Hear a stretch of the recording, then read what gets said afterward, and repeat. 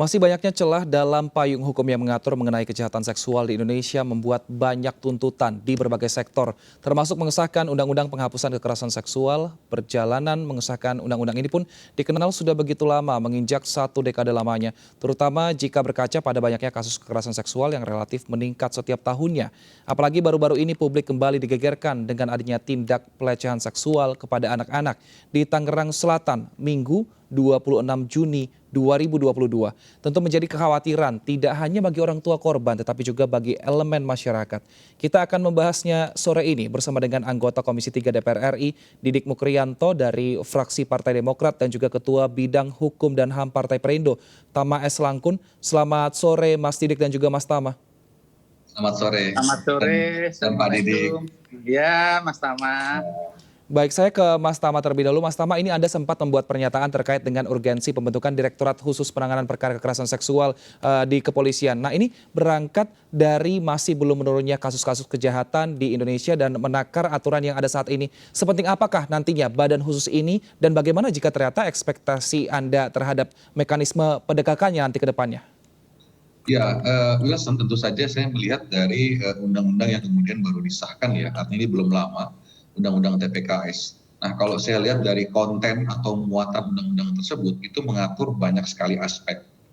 Dia nggak hanya bicara soal bagaimana penjeratan pidana yang selama ini aspeknya hanya bicara soal pencabulan dan persetubuhan, ini makin luas lagi. Ada yang non-fisik, lain-lain. Artinya itu kemudian perlu ada persiapan yang kemudian lebih baik di lembaga-lembaga yang mengampunya. Beberapa lembaga yang disebut tentu saja ada kepolisian, ada LPSK, ada Kemen PPA, dan lain-lain. Nah, yang kemudian saya maksud adalah tentu perlu ada penguatan-penguatan di lembaga tersebut. Kalau di kepolisian tentu saja bicara soal direktorat yang spesifik, bicara soal kekerasan seksual. Karena ini bicaranya banyak sekali persyaratan-persyaratan yang kemudian dia akan lahir ke depannya. Salah satu contoh misalnya untuk penyidik ya, meskipun sekarang sudah ada yang namanya unit TPA. Tetapi ke depan tentu saja ini perlu lebih jauh lagi. Karena apa? Karena ada standar-standar yang lebih spesifik terkait dengan penyidik, penuntut, sampai dengan hakim yang akan memproses perkara kekerasan seksual. Jadi yang saya maksudkan kemudian penguatan di kepolisian, di kejaksaan, maupun di ranah peradilan lain di luar itu. Gitu. Baik, Mas Tama, artinya apakah memang undang-undang TPKS ini tidak cukup gitu untuk membuat atau membuat pelaku jera dan juga mungkin membuat orang-orang yang ingin melakukan pelecehan ini tidak akan melakukannya karena ternyata hukumnya sudah jelas seperti itu menurut Anda? Sebenarnya kalau bicara soal hukum sementara sih sudah cukup ya, walaupun undang-undang pasti ada kekurangan, nggak mungkin ada yang sempurna. Tapi sejauh ini progresifnya sangat bagus karena saya menilai ini menjadi pembaharuan dalam konteks hukum pidana ya, karena aspeknya semakin baik ke depannya. Nah kemudian kan perlu ada langkah-langkah selanjutnya. Bagaimana undang-undang ini yang modelnya materialnya ini kemudian dia bisa berjalan. Maka perlu ada kelembagaan yang diperbaiki, diperkuat, termasuk soal partisipasi masyarakat juga yang kemudian memang perlu sekali untuk ditingkatkan. Kalau kita bicara soal angka atau data misalnya, sepanjang tahun 2021 itu 8.730 kekerasan seksual terhadap anak terjadi di Indonesia. Ini yang teridentifikasi, yang terdeteksi. Bagaimana yang enggak? Nah, di awal tahun Januari 2022, baru sebulan saja, itu sudah ada 797 kasus kekerasan seksual terhadap anak. Jadi memang ini angkanya tinggi sekali, maka dari itu, untuk ini kemudian bisa diproses, perlu ada penguatan-penguatan kelembagaan, karena ini bicara soal perubahan mindset dalam penegakan hukum. Baik, saya ke Mas Didik. Mas Didik, menurut Anda apakah direktorat khusus ini seurgensi itu dibentuk sehingga mungkin secepatnya untuk mengurangi angka kasus tidak lebih lagi atau mungkin tidak mencapai 8.000 untuk tahun ini? Ya, tentu kita harus jujur mengakui bahwa keprihatinan kita terkait dengan kekerasan seksual terhadap anak ini betul-betul sudah mengkhawatirkan. Bahkan harus kita waspadai. Ini juga seiring dengan data terkait dengan laporan kasus kekerasan seksual terhadap anak seperti yang disampaikan Mas Tama tadi. Jika kalau kita melihat Mas Tama memotretnya hanya 2021 yang sedemikian besar, awal 2022 juga relatif besar, kita juga harus mundur beberapa tahun ke belakang, khususnya 2019-2020, kasusnya juga cukup besar. Nah, perspektif ini jangan juga dipotret hanya terkait dengan kasus yang dilaporkan saja. mungkin masih banyak lagi kasus-kasus yang tidak teridentifikasi, yang kemudian tidak ada pelaporan karena persoalan-persoalan yang ada di masyarakat. Poinnya adalah bahwa persoalan kekerasan terhadap anak ini faktanya tidak berkurang tiap tahun, bahkan relatif bertambah kalau melihat data yang disampaikan Mas Tama di tahun 2022. Sehingga sebagai bagian dari membangun generasi bangsa ini, maka negara, pemerintah, masyarakat, dan kita semuanya tidak boleh abai terhadap persoalan ini dan harus kita selesaikan bersama gitu.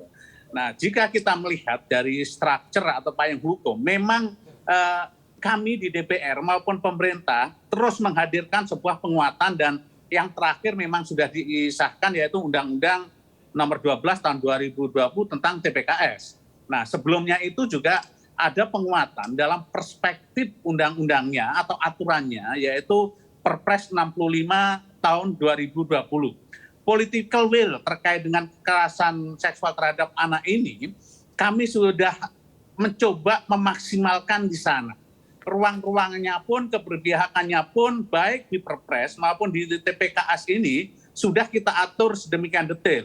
Nah, bahkan kalau melihat struktur undang-undang, political will-nya di dalam Perpres pun deputi yang menangani terkait dengan kekerasan seksual terhadap anak pun ada di sana. Di Undang-Undang TPKS lebih dikuatkan, didetailkan lagi struktur dan organnya.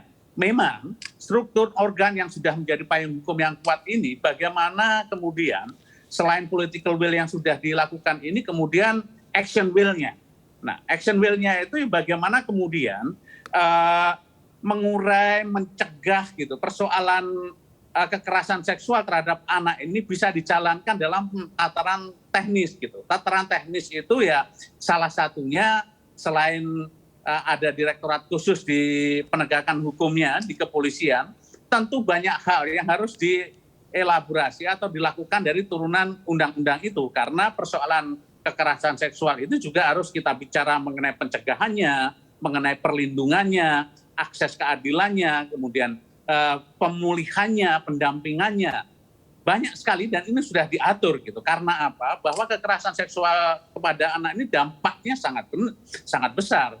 Secara psikis, secara mental, secara fisik, secara moral, spiritual maupun juga sosial ini juga complicated gitu. Artinya apa? Bahwa penegakan hukum bukan satu-satunya jalan, tapi memang menjadi poin penting penanganan persoalan hukum ini agar ke depan bisa kita mitigasi, bisa kita cegah, kemudian juga membuat deterrent effects.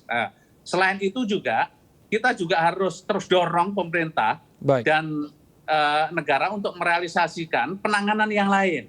Bagaimana juga kewajiban negara di dalam menangani korban, memberikan rasa nyaman korban, sehingga semua orang yang mengalami kekerasan seksual ini tidak takut melapor, tidak enggan melapor.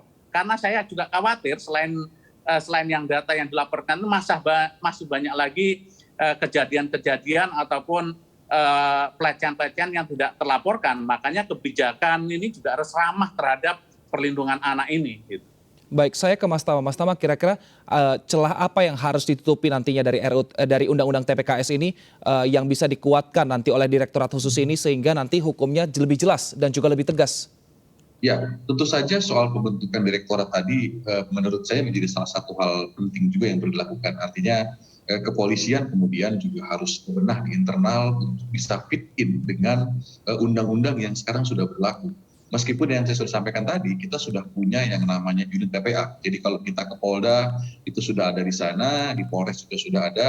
Tetapi tentu saja ini perlu ada sokongan dari lembaga atau unit yang lebih tinggi lagi, yaitu lembaga selevel direktorat di internal kepolisian. Sehingga misalnya bicara soal penyiapan penyidik, ini kan juga harus dilakukan menyeluruh sampai ke level paling daerah. Karena level yang paling bawah di daerah. Karena apa? Karena yang paling pertama menjangkau kita bicara soal law enforcement itu adalah kepolisian. Tentu saja hal lain juga yang kita perlu pertimbangkan. Dalam konteks perlindungan misalnya, kepolisian itu juga dibebani yang namanya perlindungan sementara. Nah, ini kan juga salah satu hal baru yang kemudian ditawarkan oleh Undang-Undang TPKS yang juga harus disiapkan sistemnya, disiapkan kelembagaannya. Nah, poin lainnya kemudian kalau kita bicara soal ruang-ruang baru yang perlu diisi adalah soal ganti rugi. Nah, dalam Undang-Undang TPKS itu sudah mengatur yang namanya restitusi. Itu sudah berlaku saat ini, bahkan misalnya banyak sekali orang-orang yang mendapatkan atau korban mendapatkan ganti rugi. Tetapi kemudian kita punya permasalahan lebih lanjut yang menurut saya juga perlu dimitigasi, yaitu bagaimana kemudian perlu ada meminimalisir, menghadap-hadapkan antara korban dengan pelaku di ruang pengadilan. Karena kalau bicara soal restitusi, itu nanti kan yang meminta adalah korbannya.